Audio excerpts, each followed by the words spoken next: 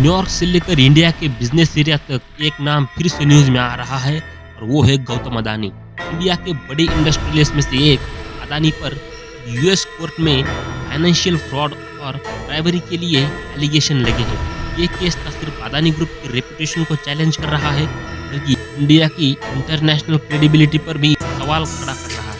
इस केस में आरोप है कि अदानी ने सोलर एनर्जी प्रोजेक्ट के लिए कॉन्ट्रैक्ट लेने के लिए इंडियन ऑफिशियल्स को ब्राइब दिया है या देने की प्लानिंग की थी। ये इशू सिर्फ एक लीगल केस नहीं बल्कि इंडिया के पॉलिटिक्स का भी मेजर इशू बन गया है, जहां राहुल गांधी और अपोजिशन ने मोदी गवर्नमेंट को घेर लिया है। क्या ये बिजनेसमैन और गवर्नमेंट के बीच गठबंधन का मामला है या फिर एक इंटरनेशनल कंस्पायरेसी है? बात करते हैं इस केस में क्या आरोप लगे हैं अदानी जी।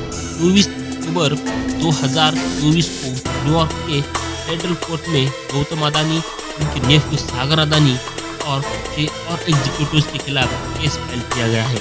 उन पर आरोप है कि उन्होंने लगभग 2200 करोड़ तक यानी कि 265 मिलियन का ब्राइब दिया है या देने की प्लानिंग की थी ताकि इंडिया में सोलर एनर्जी प्रोजेक्ट का कॉन्ट्रैक्ट।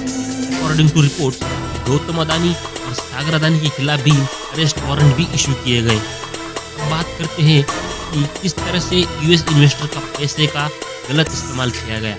अदानी पर यह भी आरोप है कि उन्होंने यूएस इन्वेस्टर्स और बैंक को मिसलीड किया है ताकि फंड रेज कर सके, जो बाद में ब्राइब देने के लिए इस्तेमाल किया गया।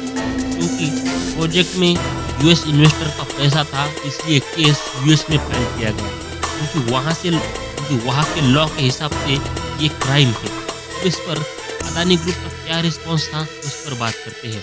अदानी ग्रुप ने सभी आरोपों को गलत बताया है। उनका कहना है कि यूएस डिपार्टमेंट ऑफ जस्टिस और सिक्योरिटीज एंड एक्सचेंज कमीशन का द्वारा लगाए गए आरोप बेकार है और आधारहीन है। हम इनको पूरी तरह से इनकार करते हैं और जुडिशियल प्रोसेस में पूरा कॉर्पोरेशन देने के लिए तैयार हैं। बात करते हैं इस केस की पॉलिटिकल में क्या हलचल है। ये केस इंडिया की पॉलिटिक्स का भी बहुत मेजर टॉपिक बन गया है। कांग्रेस लीडर राहुल गांधी ने इस केस को मोदी गवर्नमेंट के खिलाफ यूज करते हुए गौतम अदानी की अरेस्ट की डिमांड की है। राहुल गांधी ने कहा, पूरा देश जानता है कि मोदी और अदानी का रिश्ता कितना गहरा है। इतने बड़े आरोपों के बावजूद इंडिया में अदानी की अरेस्ट नहीं हो सकती। सरकार अदानी को बचाने की पूरी कोशिश कर रही है। हम चाहते हैं कि अदानी जी को एकदम अरेस्ट किया जाए और हम जानते हैं और हम देश को दिखाना चाहते हैं कि अदानी जी की अरेस्ट नहीं होगी। और इसलिए नहीं होगी क्योंकि हिंदुस्तान के प्रधानमंत्री अदानी जी के पीछे खड़े हुए हैं और उनके प्रोटेक्टर हैं। उन्होंने ये भी कहा कि छोटे क्राइम में लोग जेल जाते हैं, लेकिन अदानी जैसे बड़े बिजनेसमैन कुछ भी करें उन्हें कुछ नहीं होता। हिंदुस्तान की युवा फ्यूचर के लिए हमें ऐसे इशू को उठाना पड़ेगा।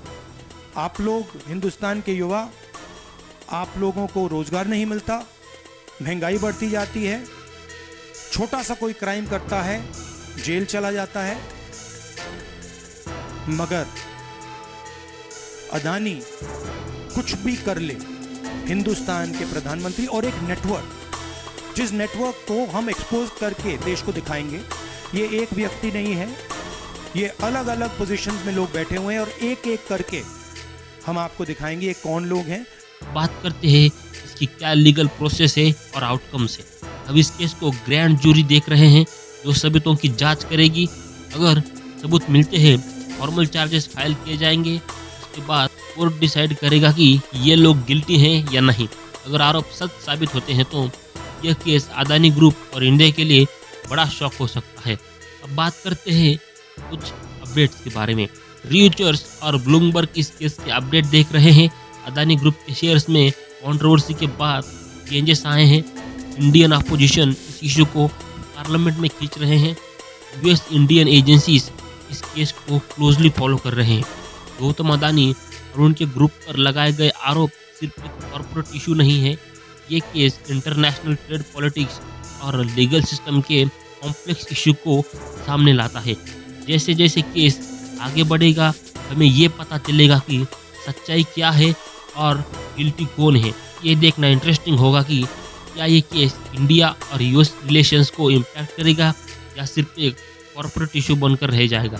लेकिन एक बात क्लियर है, यह केस दुनिया भर के लिए इम्पोर्टेंट है और इसका रिजल्ट ग्लोबल लेवल पे इम्पैक्ट करेगा।